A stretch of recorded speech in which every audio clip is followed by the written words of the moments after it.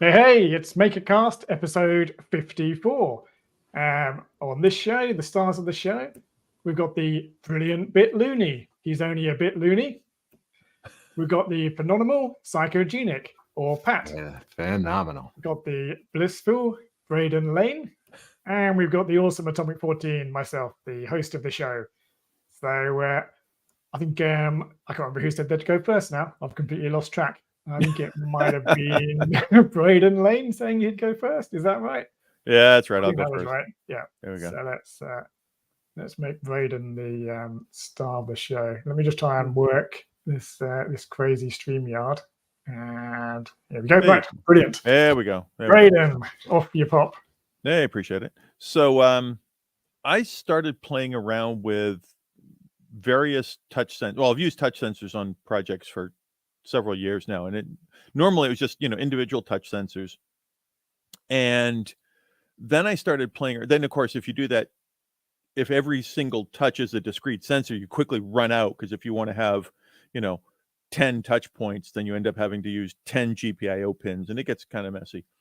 And I read an interesting article, or I saw a picture of a slider, and it used 3 touch sensors to create a linear slider. And then I saw in another article one that used 3 touch sensors and created a full wheel.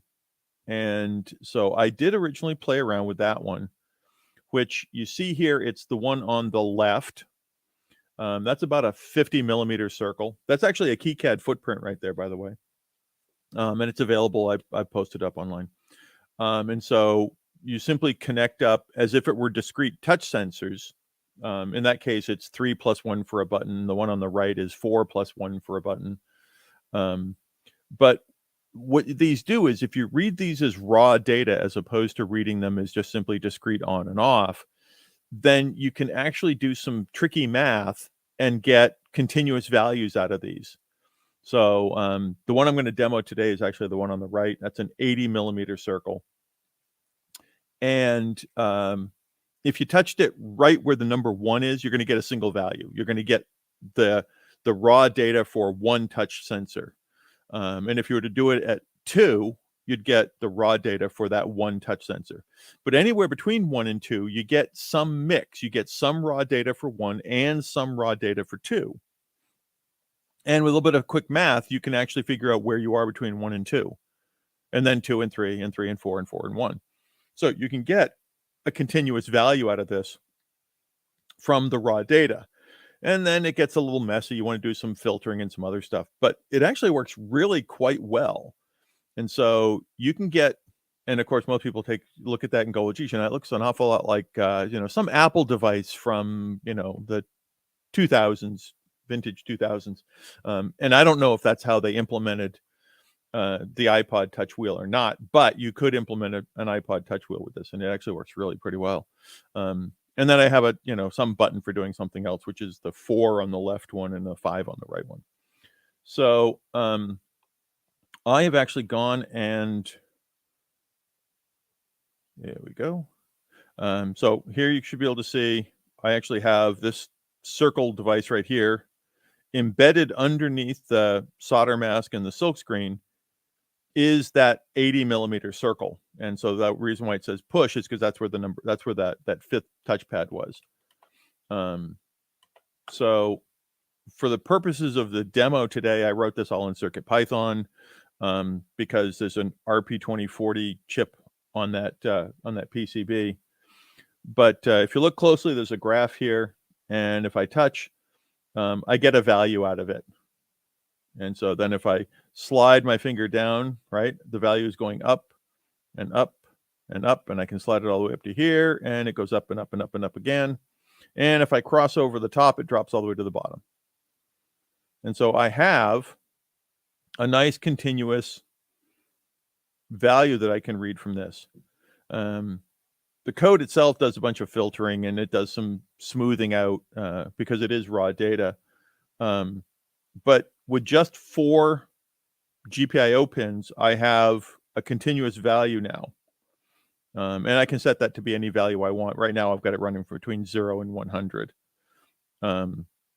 And you can do all sorts of stuff with it. You could use it as a volume control. You could use it as you could actually put discrete points on here, like an old rotary dial. So you could have 10 spots around here if you wanted. And when you touched it, you'd be able to compute that even though you've only got 4 touch sensors, you'd be able to compute that's the number 7 or the number 5 or the number 3. You'd be able to do that based on this value range that you get on the outer edge here. And then I have a push button in the middle. Another example of something you might use this for, and I'm going to quickly change the code. And now I'm going from doing a little bit of a graph here. Let's turn the plotter off and let's turn the serial on. And there we go. And so I'm going to move my microphone, and this is the part of the stream where we get to all make noise.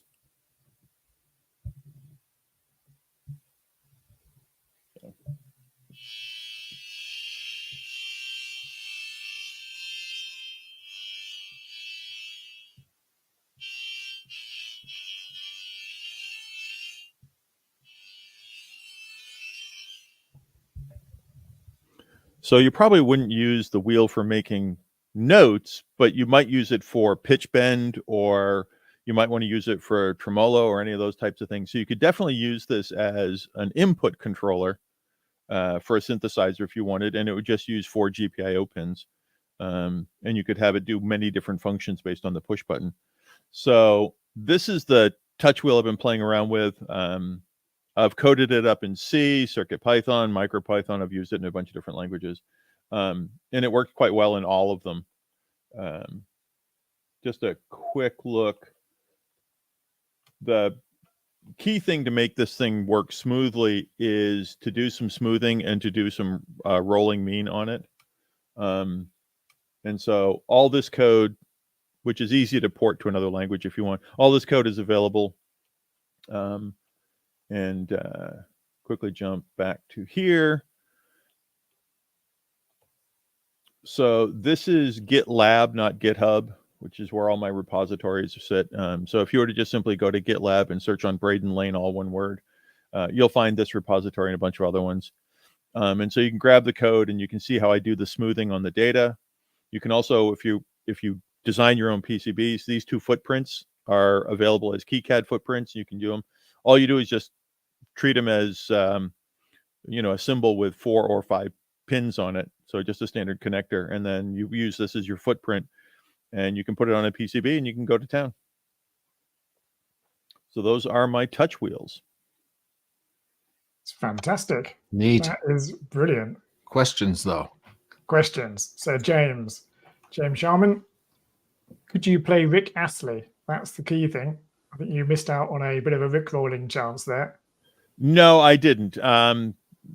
I was able to I did a quick demo where I had, I think, 8 notes, so that, A, B, C, D, E, F, G, A, B, and then I repeated. And it's a lot of work to even play. Like I almost got a Christmas song on it today, but that was about as far as I got. So that's brilliant though. I mean, you could rebuild the iPod Touch. You could, because I mean, if you actually look at, just quickly jump back to the one that, if you actually look at this, the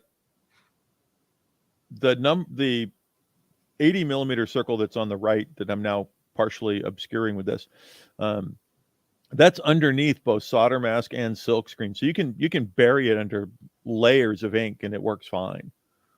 Yeah. So what happens when you have 2 fingers on there?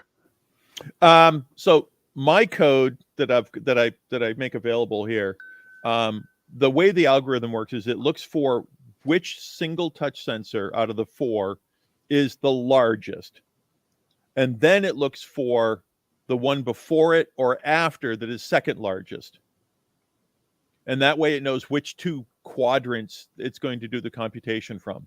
So if you were to put 2 fingers on here, what it's going to do is it's going to look for which single quadrant is the strongest, and then it's going to take the one next to it. So it's going to ignore, it's only going to read one. It's in essence, it's going to ignore one finger and it's only going to read the other. Right, but it's algorithmic. I mean, we could do other things. You could do anything you want with it. So yeah, you could detect, for instance, that this is 4 and a little bit of 3, and this one over here is 2 and some 3. And yeah, you could find out that you've got 2 points on there based on that information. So you could do up to 4, really, because you have 4 sensors. Yeah, I mean, if you're, let's say, I'm just thinking out loud here. If I do that one, and that one, then this one is going to be, so this finger is going to be 4 plus 3, and it's going to be, yeah, so I've got a 4. Yeah, I could actually figure out each one of those. You'd find which ones, you probably would end up with some ambiguity if I think about it, because yeah, it would be obvious that, that one is strongest. Then you say, okay, let's say that's 4. And then the one that is strongest that's adjacent to 4 is 3. But then it's going to be unclear, potentially, if it's 3 and 2, right? So then you end up, well, okay, if 2 is strong enough, and then is it 3 or is it 1? So at some point you're going to be ambiguous on the values, but you probably could get 2 points pretty accurately. You might get 3 points. And what if what impacts the absolute strength? I mean, if you push harder, or if your fingers are wet, are these cap touch sensors or what? Yeah, standard capacitive touch sensors. So they're just a raw data value. And the first step when I run the code, let me just jump back here. I'll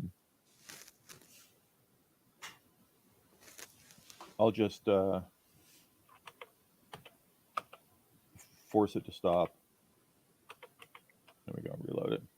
So the very first thing this thing does when the code starts up is it calibrates all the sensors. And so now it's got some baseline data. And then anything after that, it's going to be, if it gets above that threshold plus a little bit, then that means that one's touched. But yeah, those values will then just keep climbing. If you push, if you just barely touch it, but if I press really, really hard, then those values just get bigger and bigger and bigger.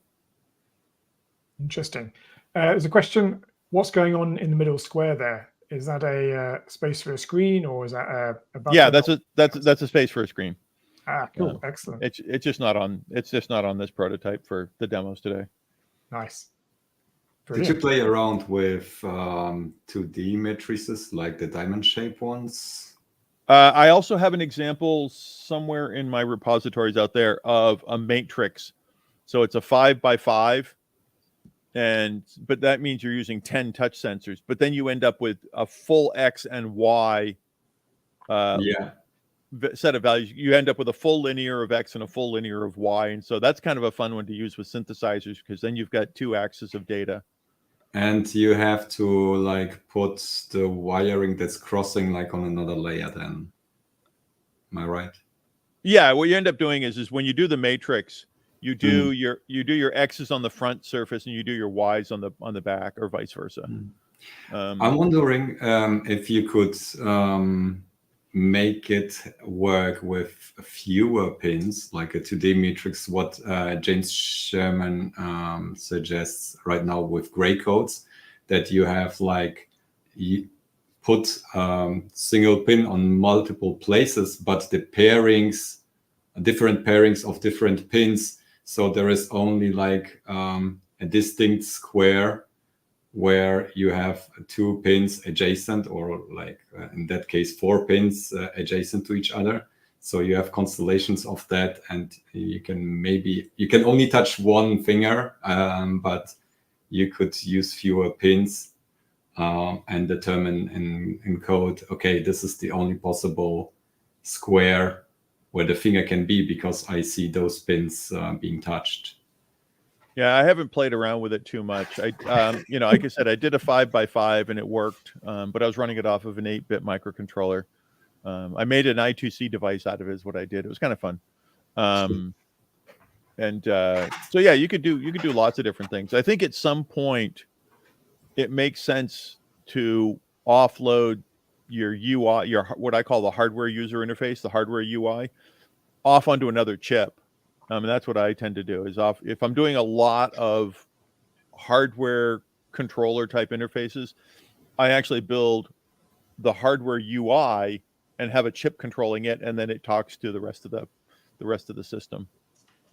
But for something like this circle, you only need 4 pins, and so most microcontrollers have more than 4 pins that aren't being used for other stuff. And in this case, they don't have to be analog pins. This is all digital. Yeah. Maybe one note on that. You can what you did there. You can also do it with 3D printing. Like there is, if you can print 2 materials, you can use like this either anti-static or a conductive, because it's not really conductive, but like even like with anti-static material for the touchpads and the regular PLA or ABS for the insulating material, and just putting some layers beneath the surface. You can also put such touch sensors that you made like in 3D prints and attach them to digital pins. That's actually what was one of my main topics of my master thesis, like ages Well, ago. there you go. Well, I will tell you, there's a cybersecurity firm called Ironwood, and they did an incredible badge at DEF CON last year. And they used conductive PLA for their touch sensors around the perimeter of. They basically created something that looked like an arc reactor. And the things that looked like wound wire around the edges was just 3D printed PLA in conductive filament. And that's cool. So the conductive PLA became the touch pads for their badge, which was really, really impressive to see. Cool. Yeah, I didn't see that badge. Fantastic. I've been reverse engineering it. No, the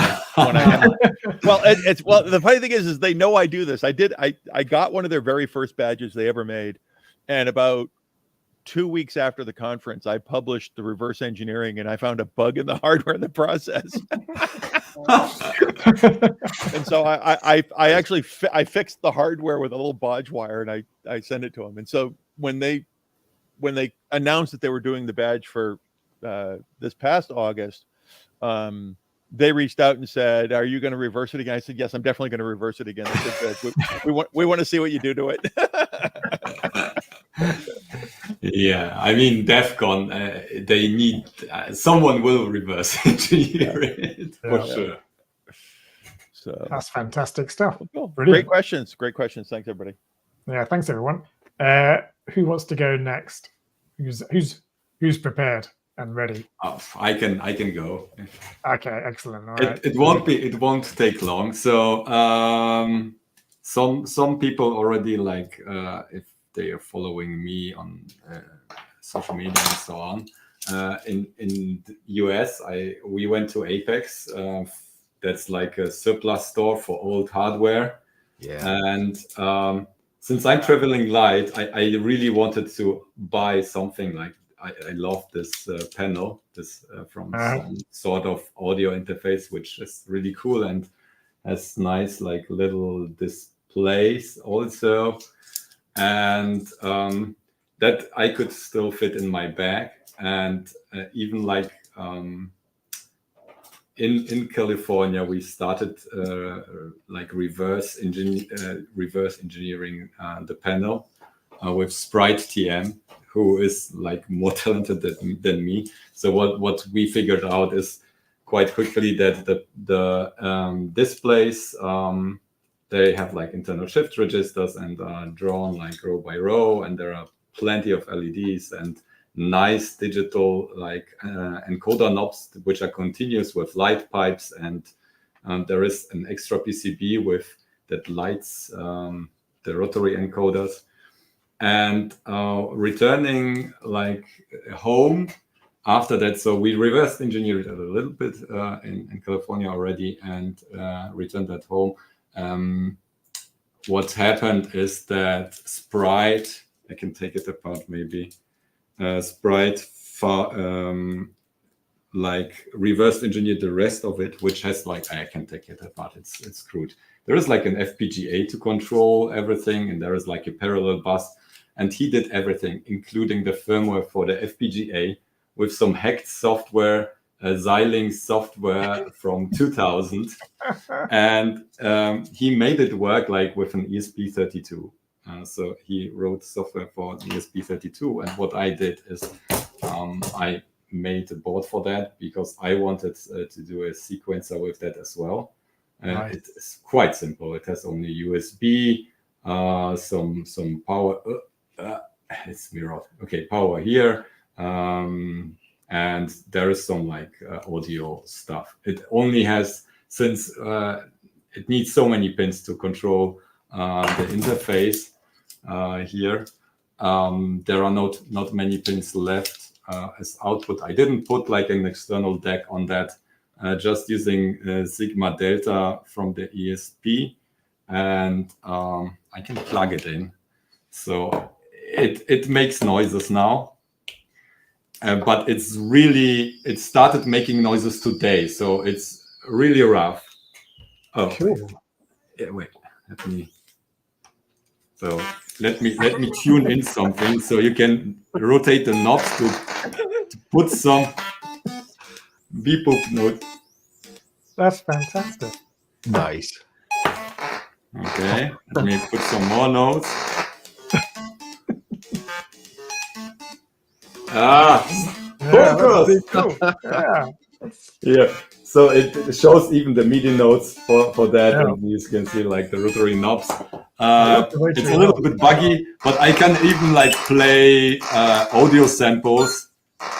But Is that the sound of the knobs, or it's?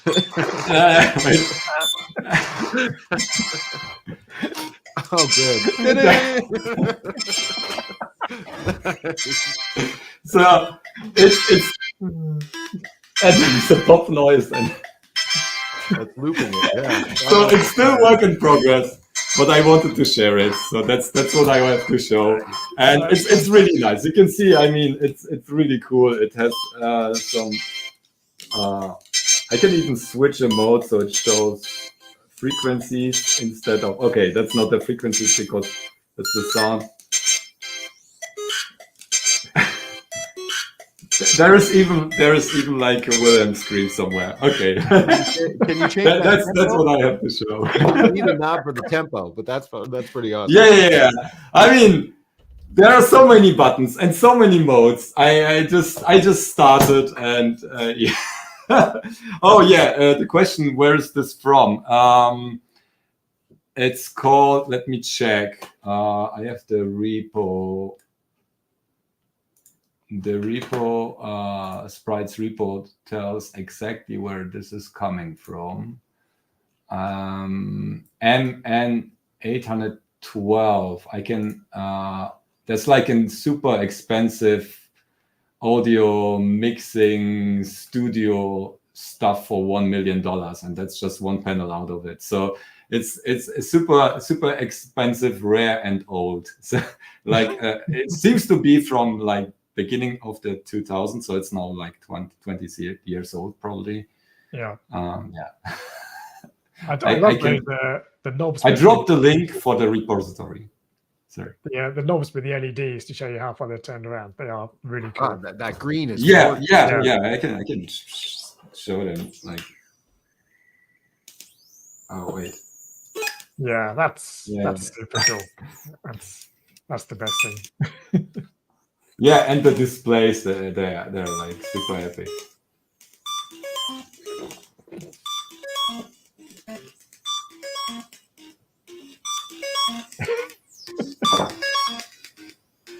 I feel like there's a whole new YouTube channel going to come out soon of Bit Looney doing little tunes. Bit toony. Bit tuning. Yes, perfect. That's it. We were there when it started. New channel. Yeah. Right at the beginning, we were there. Yep. That's it. Yeah. When you're rich and famous, Looney, take us with you. My audio stuff never goes well on YouTube. Somehow, like I've mixed in a lot of MIDI stuff there, but none of the videos did well. So, but it's a passion.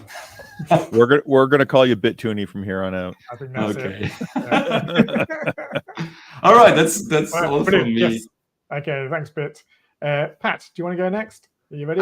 Sure. Hold on a second. Let me just make this go away so I don't see myself. I'm kind of jealous. I was at Apex the day before and got a little bagel bag, and the coolest thing I got was this switch, which is extremely clicky and Nice. awesome, and I really want to do something with it, but I don't know what yet. So okay, so the short story is that I had this idea. I wanted to do a nice presentation and everything, and then my stuff was late, and I wasn't going to get it on time. So I went to Plan B, and I went through my bag of what have I got that's almost done but not quite. The fact is, I always end up sharing, almost always end up sharing tool stuff because no one wants, I'm not allowed, and no one cares about the toys or the whatever IoT devices I make professionally, but the tools are useful to all of us. So when I make them, I like to show them off. So what I found was a thing that I made about almost 2 years ago now. And I had made the board and I was like, okay, this could be useful, but it involved code and stuff. And I was pretty annoyed with that. So here's the application. Function generators. We have function generators and they're really useful. And that's great. But most of them, like Unit Trend or whatever, makes these things and they're pretty good for the price. But they only go up to 60 megahertz. When I'm doing RF and I need an LO or something like that, I need higher frequencies. This thing is some ADF or whatever module, and it goes up to 4 gigahertz, which is really cool. Not too low though. I hate the interface. I hate it because it's one of these touchscreen things, and it's really fiddly and super annoying. Between those two extremes, the 60 megahertz and the 4 gigahertz, everybody probably knows these guys, the SI 53, 51, or 51, whatever. These little modules end up pretty much everywhere because they have 3 clocks, and it's pretty cool. They go from really low kilohertz to 100, 200 megahertz. Nice, but they're controlled by I2C, which is cool when you want to put it into a project, but kind of annoying when you just want to use it in the lab. I just need a local oscillator. So here's what I ended up making. Let's see if I can show this. Here we go. Yes. This is my lab local oscillator thing. And let me plug it in. So what I've got is I built it around an Arduino Nano for some reason. I had a reason at the time. I don't know why. So let's plug it in. You see it? Yes, here we go. So it's the Hello Governor. And it basically governs your local oscillator. So funny knob here, and you can choose. The main point is all the information is on this screen here. But you're only configuring these things once in a while. So let's say I want to go to channel 2, it's 42 kilohertz or whatever. So I coded all this up yesterday and the day before. So it's maybe a little bit buggy. But the point is, you can basically use the knob and change things around, choose which digit you're going and change it like that. So that's pretty cool. But the main thing is once it's configured, on and off. So I wanted a nice indication where I can see what's happening. Okay, let's turn this one on. Let's turn this one on. And basically what's happening is it's spitting it out over there. So that's pretty cool. The system is actually kind of designed in a nice-ish way, almost MVC code. So the UI and everything are kind of separate and there's modes. And I'm going to put that up online and everyone can play with it. So maybe I can actually show you some demo because my equipment's all over there. So let's see, desktop. Here we go. All right. So this is it plugged into this one channel is on the oscilloscope and the other is on the spectrum analyzer. I can turn it on and off. I can play with the knobs. One thing that's kind of interesting is that it actually goes up to like 225 megahertz. And so it's the SI 5351 is only spec to like 160 or something, but it's doing pretty well. These are square waves, so there's all those harmonics at the beginning. Yeah, okay, so that's just saying, oh, look at that. I can make it up to 225 megahertz, and it's relatively clean. So that is the Hello Governor. Let's see, what else do I have? Oh, the original project I had going was something else. And basically, the something else is this. Rigel has these cool oscilloscopes, and everybody kind of uses them because they're cheap and pretty good. I got a recent one, one of the DSO 900s or whatever, and it has this port for logic probes. Hooray! So I've got my logic analyzers, but this is on the scope, so great. The thing is, that probe costs about half the price of the oscilloscope. It's $500-600 or something, and it's highly spec'd. I mean, it works well and everything, but it's overkill for the scope I have. I don't want to pay that price if the scope isn't actually going to be able to go that fast. So I looked online, and some people had reverse engineered it, and that's really cool. But I wanted something extra.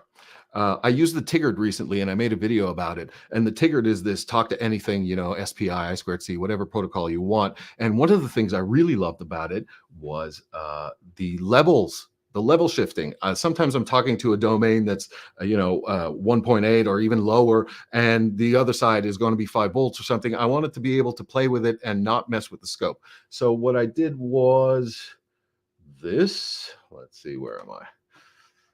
I ended up making this guy. And this is basically an interface to the logic analyzer port on the scope.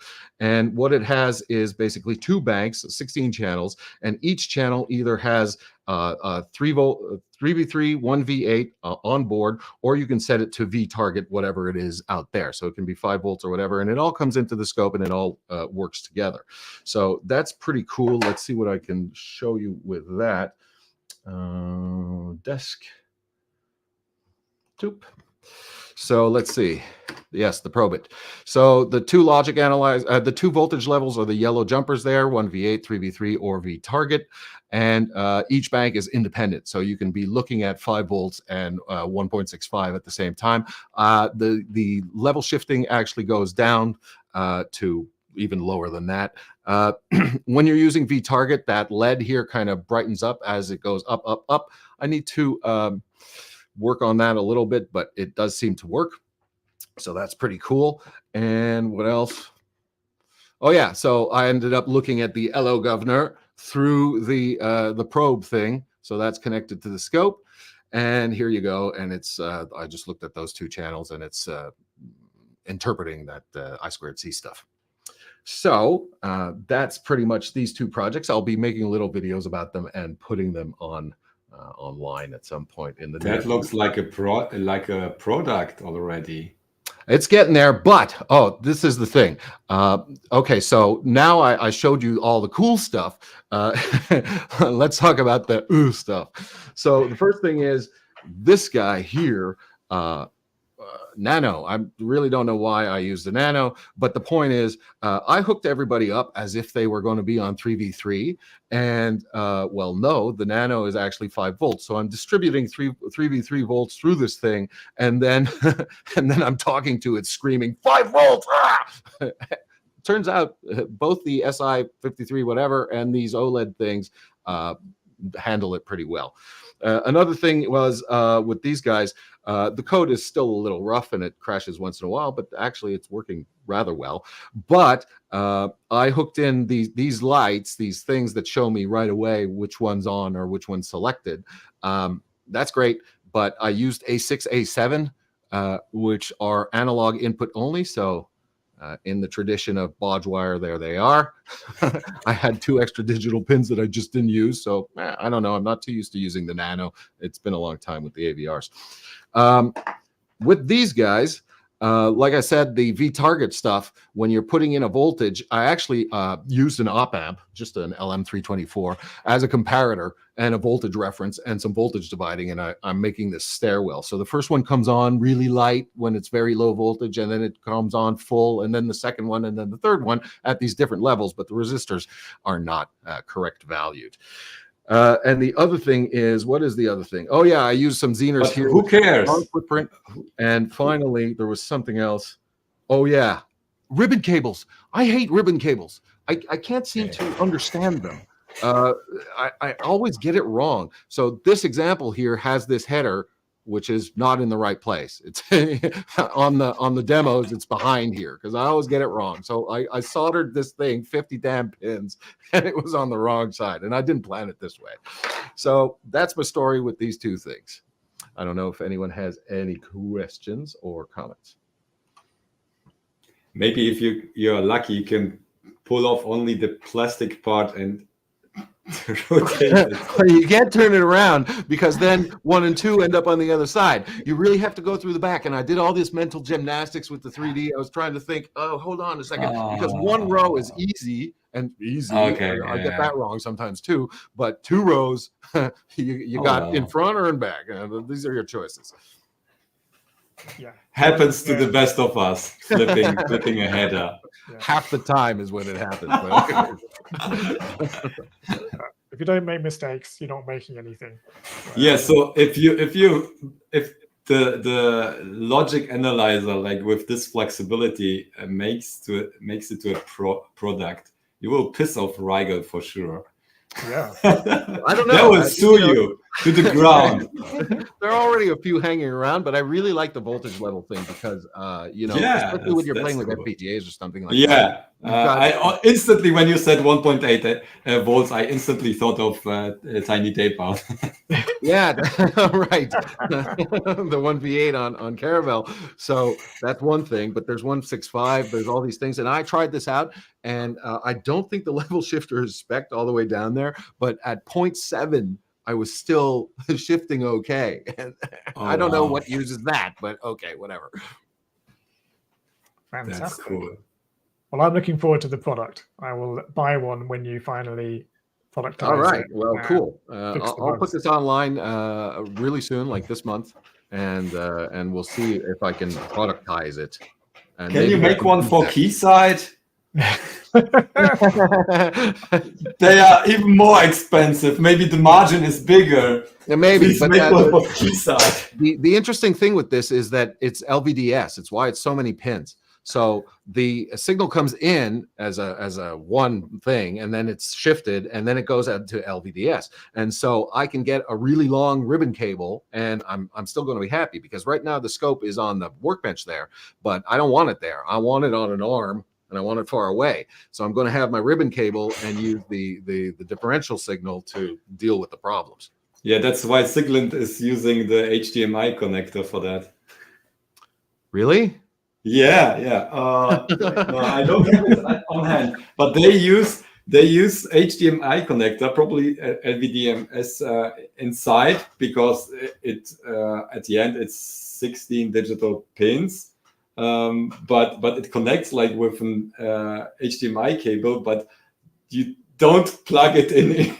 Plug it into your TV. The screen. It has. I think it even has like a sticker on the cable that it's not HDMI. But maybe you can plug it into a screen and look at what the data is, Oh yeah. I see redhead. And, Yeah, the only reason why I didn't get rid of my extra like Siglent scope is because that's the only one where I have the digital probe, and as soon as I get for the Keysight the digital probe, there is no sense of keeping the Siglent as well. But the Siglent I'm wondering is cool. how different the pinout is.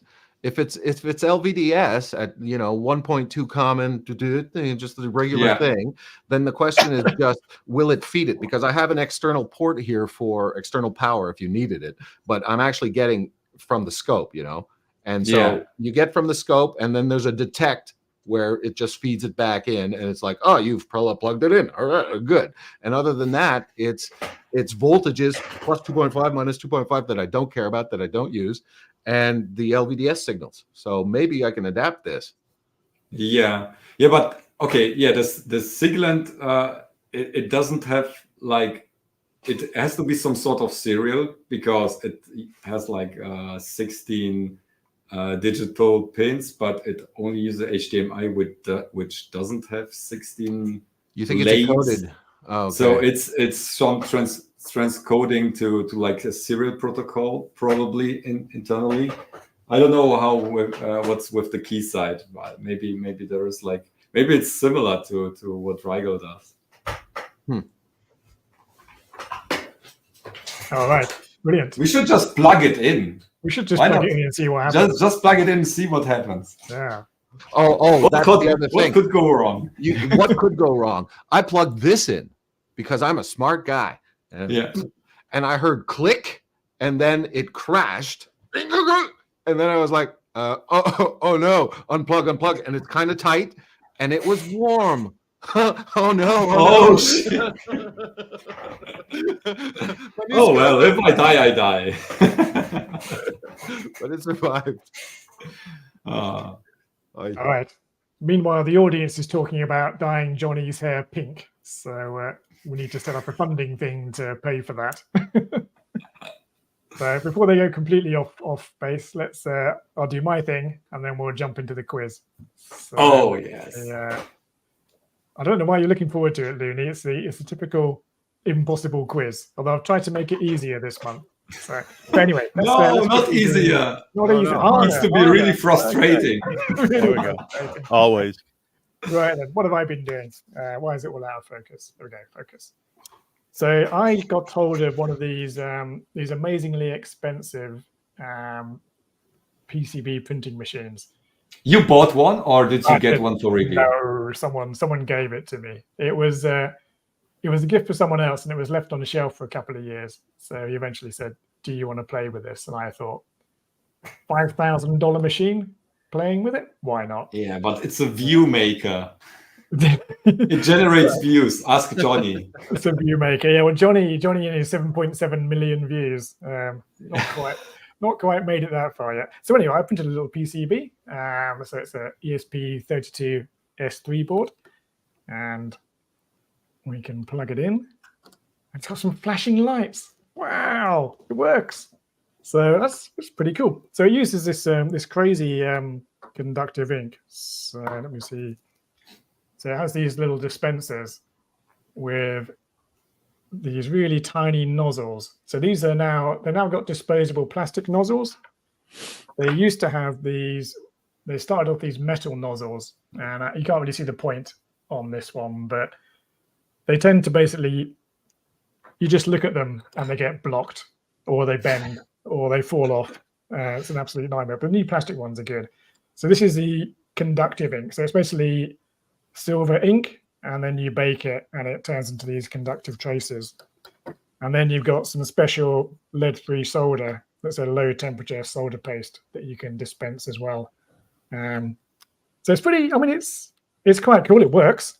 It's not particularly strong. So here's another board, and I was just wiggling the connector and it snapped off straight away. People kind of talk about buttons just falling off and stuff, and components randomly dropping off if you tilt the board up. Johnny's saying he paid 19K. I think that's Swedish krona, isn't it? So I don't know what that translates to in US dollars or pounds. But it was interesting. It worked. And one of the things that I was really interested with is if I put it into boot mode, you can see these two LEDs light up, and that got me on a bit of a rabbit hole. Let me share a different screen because I couldn't work out why that was happening. So I've now got a GitHub page that tells you all of the pins on the ESP32S3 and how they behave and what they do, because my two LEDs are hooked up to these pins here. So 39, you can't see where I'm pointing, 39, 40, 41, 42, they're all the JTAG debugging pins. And when you're in download mode, a couple of those pins are held high. There's a few other pins that are interesting. So there's a GitHub repo here with all the sort of details on the strapping pins. And I just thought it was kind of interesting to capture that information, because on one of my other boards, I used one of those JTAG pins. And here's one that I had to, part of my troubleshooting was to remove the ESP32 because this chip here, which was supposed to be disabled by a pull-down resistor, was being pulled high by one of the JTAG pins, so the board wouldn't actually boot, and I couldn't connect to it over USB. And then it also had a built-in pull-up resistor, so there's another bodge resistor here, and a jumper wire because I was cutting tracks to try and make it work, which was a standard PCB is not working. Can you make it larger? I can. Your try. camera. Yeah, is that in focus? Kind of. Oh, Yeah, let me, no, we're looking sorry, at your screen. bigger. There we go. Looking at the wrong screen. There we go. So yeah, so this one here, I had to desolder the ESP32, and then this jumper wire is just to turn on the SD card, because that was controlled by a pin as well. So this boots up this chip, and it starts off in mass storage mode. So you can connect to the SD card over USB faster than the ESP32 can do it. And then this is one where I've got another pull down resistor and a jumper wire to fix the track I cut when I was trying to troubleshoot it. This one will switch between using this chip and using the ESP32. So it will switch from ESP32 to mass storage mode. And then you can update the SD card over USB pretty quickly. And then in theory, you switch back to the ESP32 and then it can play video. So if I plug this in, it should play some video. So this is my little tiny TV thing. So that's streaming video off the SD card onto the ESP32 with sound and stuff. So it's quite a little bodge resistor there, that's which cool. is what keeps it working. Without that, it doesn't work at all. It was really, I mean, the documentation doesn't mention that the enable pin of this chip has a built-in pull-up resistor. So even with the track cut, it was still turning itself on and conflicting with the ESP32. But yeah, that's my little TV project. Started off as this, which does work. It's just slightly untidy. I shorted it by just looking at it. Yeah, it's, That white wire there, I'm not trusting. prototype. Well, that's the boot line, so I can get it into programming mode. So I still haven't worked out why, but sometimes, even on this board that actually works properly, sometimes the ESP32 S3 just won't program over USB. It just kind of gives up. I think it's when it goes into some weird sort of boot loop where if your firmware is crashing, you have to be kind of very quick to get it running when the USB is up to actually flash it, or the USB never starts up and it's kind of not going to work. But this works really well. Yeah, I've just got buttons now, so I just thought I'd add buttons because otherwise you end up doing little jumper wires where you have a little hanging wire that you hold on to. So I was basically holding it onto the USB socket and then plugging it in just to make it work. Oops. Oh no! You're making knots. Oh, the magnet. Yeah. So yeah, but What format is it playing? Is this MP4? So it's an AVI file, but it's motion JPEG. So there's a little FFmpeg script that will convert your movies into AVI with the right kind of frame size and stuff. And audio is uncompressed. Audio as well. And then you've got a little kind of remote control. So it works with one of these. The NEC remote control seems really that's cool. Really flaky. So even the camera I'm using is my iPhone. And sometimes that outputs a load of random infrared for face detection and stuff. That seems to trigger the remote control, and it just starts changing channels randomly and slightly. So I need to find a slightly more robust infrared control protocol. Isn't that on a 40 kilohertz carrier or something like that? I don't know actually. I think it's just the library I'm using just for this particular protocol just seems very sensitive to just random IR pulses that it interprets as the power one, so it just keeps powering itself on and off. But it's pretty good. I quite like it. It's my little TV, but it's really neat. It needs a bit of work on the PCB. So I thought I'd get modules with PSRAM because I thought that would be handy. Not realizing that another thing that's in the datasheet is there's certain pins when you have 8 megabytes of PSRAM or 16 megabytes, it uses octal PSRAM, which means there's some pins you can't use. 35, 4, 5, 6. Yep. Yeah. I wired them up to the SD card. So I spent quite some time troubleshooting my thing crashing. No. Every time I turned on the SD card, it would just crash. And I thought, it's got to be some conflict again with the chips. It's been Yeah. ages messing But around. with- Until I read the data sheet and then thought, well, You can still run it off quad SPI, the 8 megabytes can you modules. do that? I didn't know if you could do that. I think you can can. force You just need to switch it. Like you don't. I believe. Yeah, that's Don't worth a take go. my word for it, but Well, if you're using Arduino for programming it, you can select which mode you want Right. to run it. I'll give So that a you go have then. to.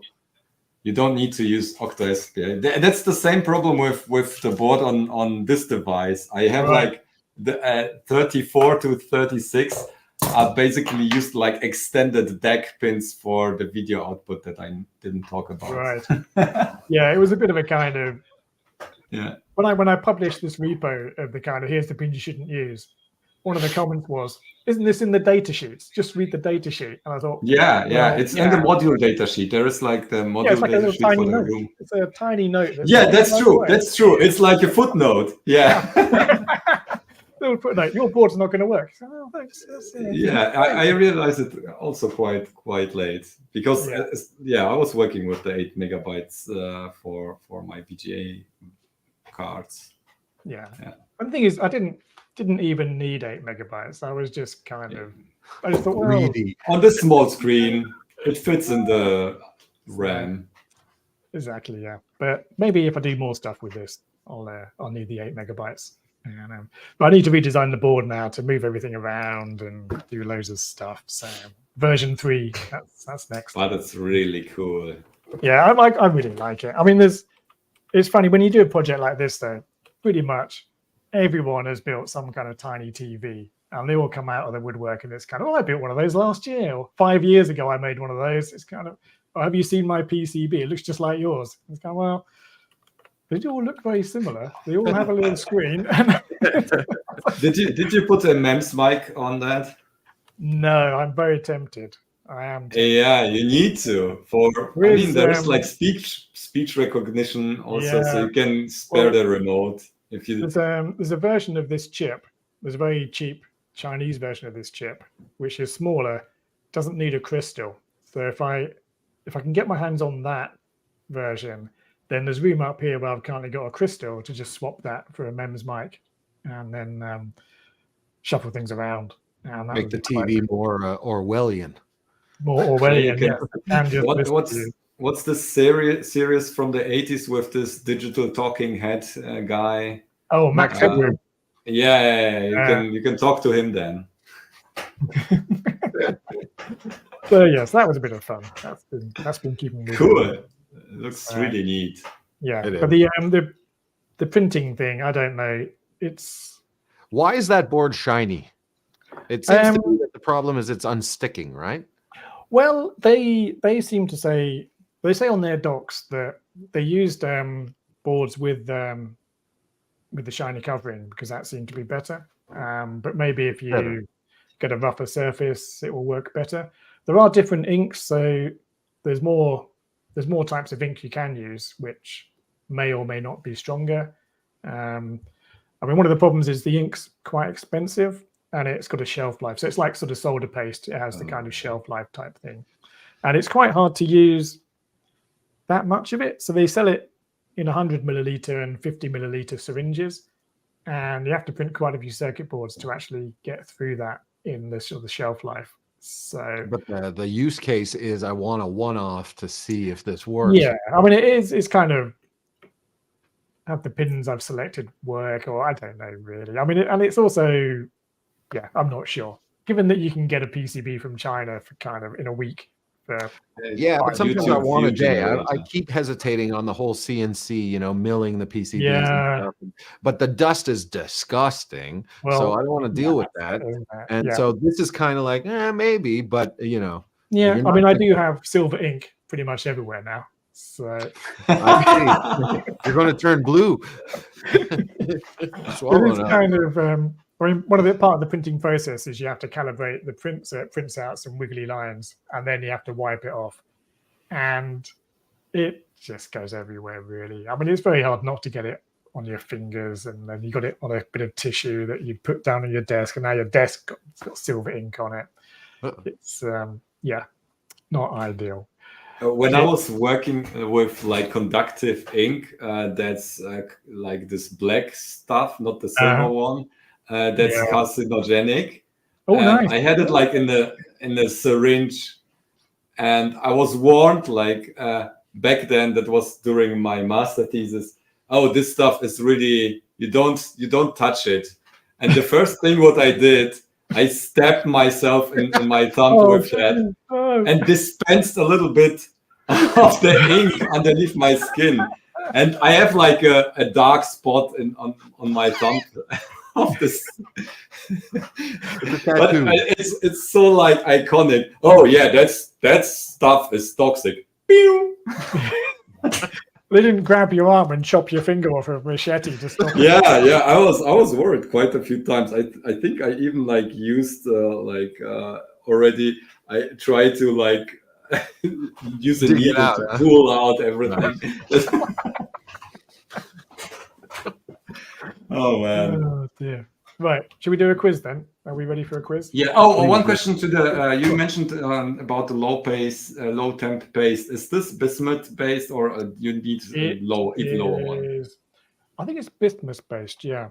Oh yeah. So 150, 120 to 50, or 138 Celsius. Yeah. Yeah. Okay. So nothing special then. That's nothing special. No. It's more just it's in a special sort of syringe that costs money and stuff, and it needs to fit into these funny things, and you have to be regulated. So your solder paste is not like what was the indium. Oh no. It's SN42BI57.6. Oh yeah. That's the stuff. I think it's standard. I only use that at home. Yeah, you only use that at home. so yeah. Right then, let's do a quiz. How do I share? 42. Window.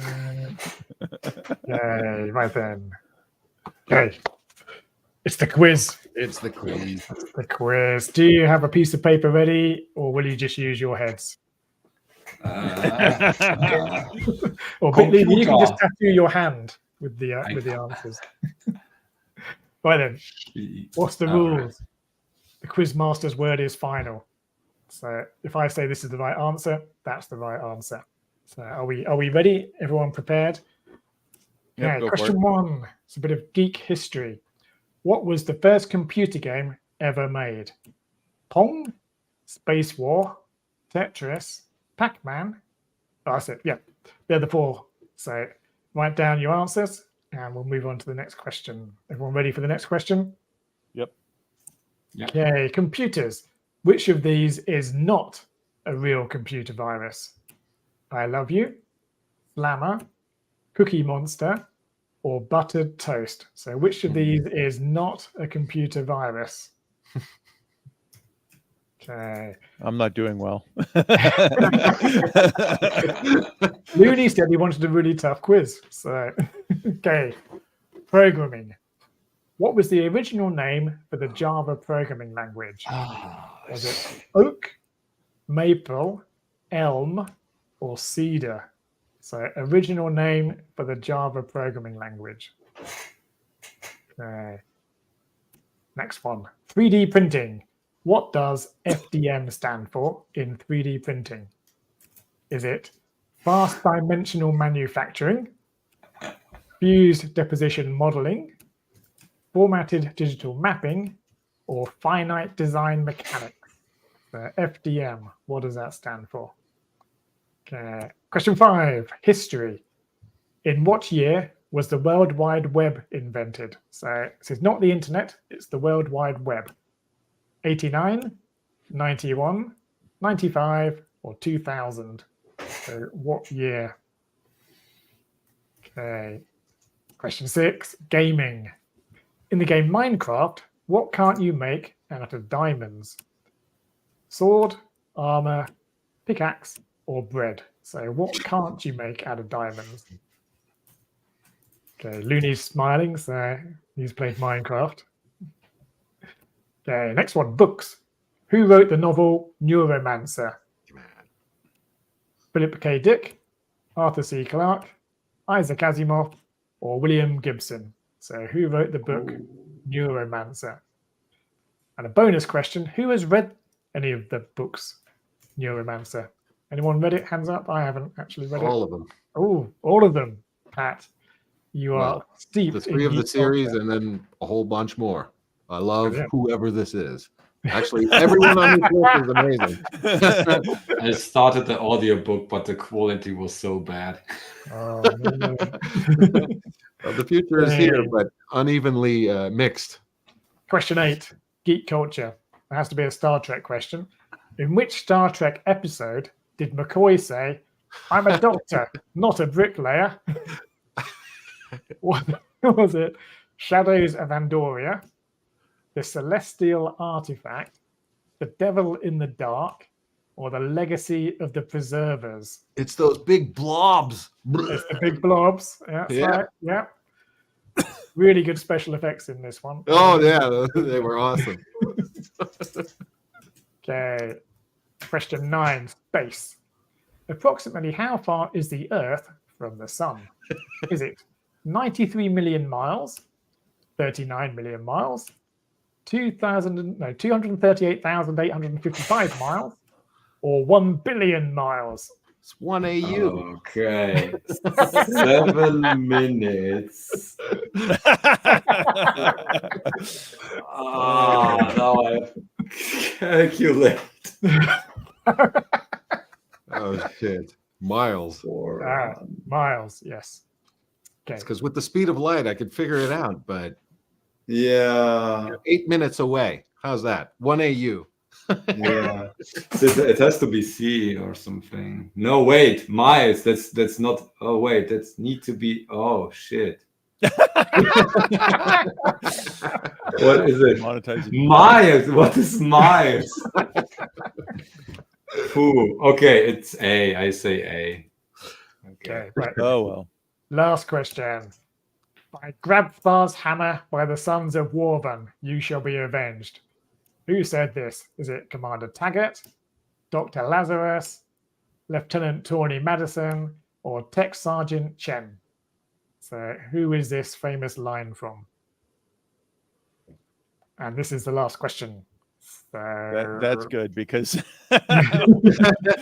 So how do we proceed? So we Good now idea. go through the answers, and then you score yourselves, and I rely on you being honest.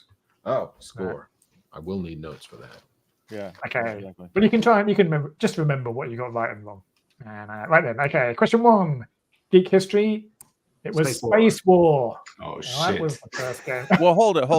So so Space War preceded Colossal Cave? I refer you back to the rules of the game. I think it's a video game. No, I actually read the question very carefully because it was funny. I was going first computer game, and I'm going, it's none of those.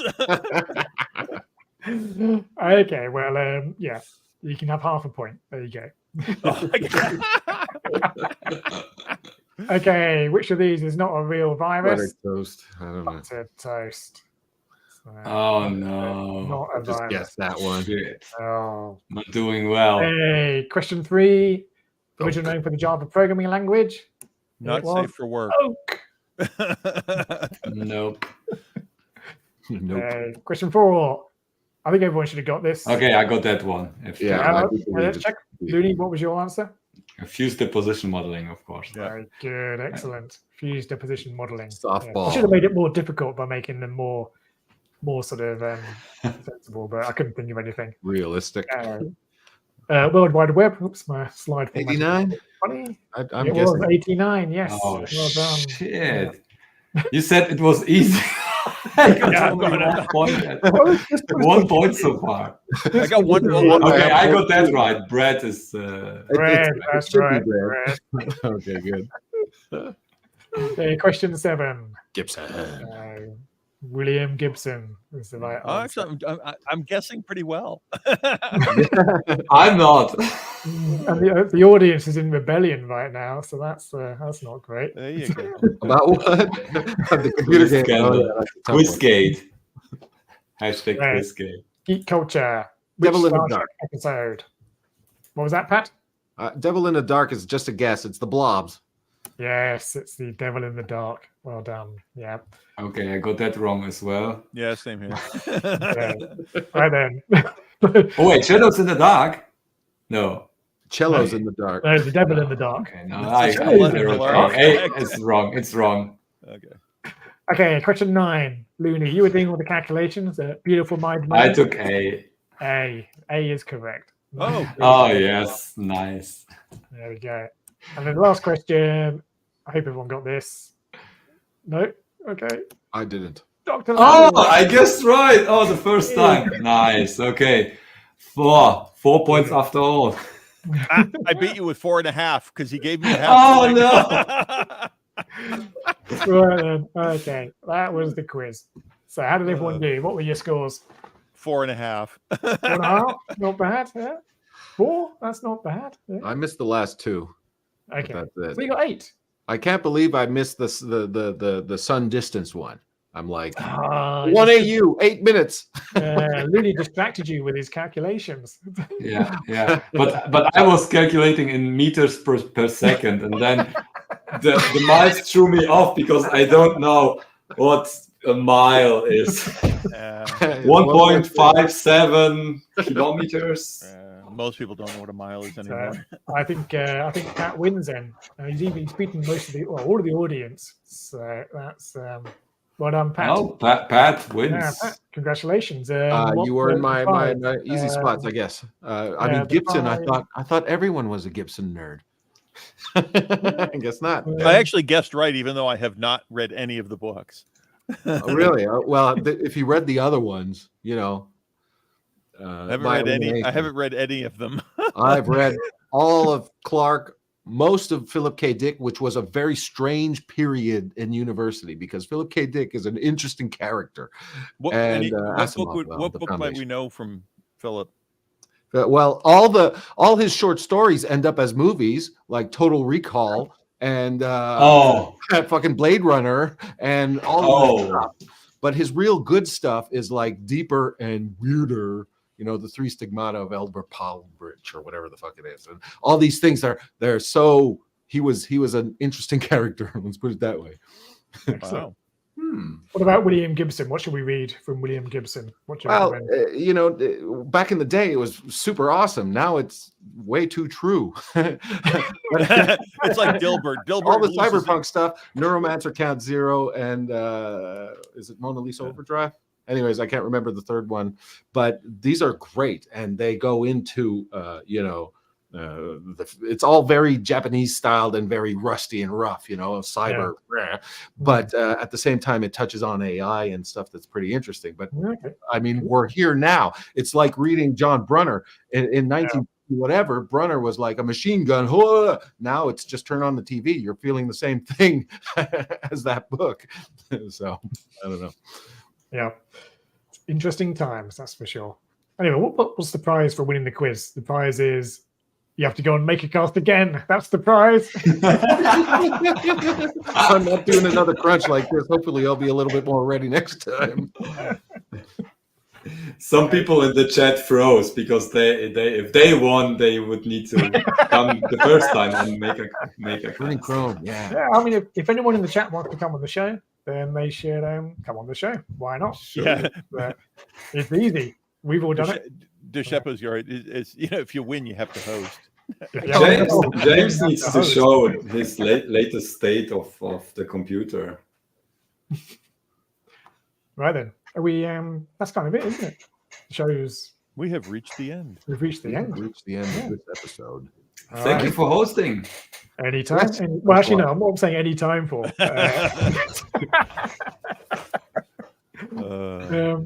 It's been good. So let's say goodbye to the audience. Bye, audience. Bye bye. Bye bye bye. I will end the stream.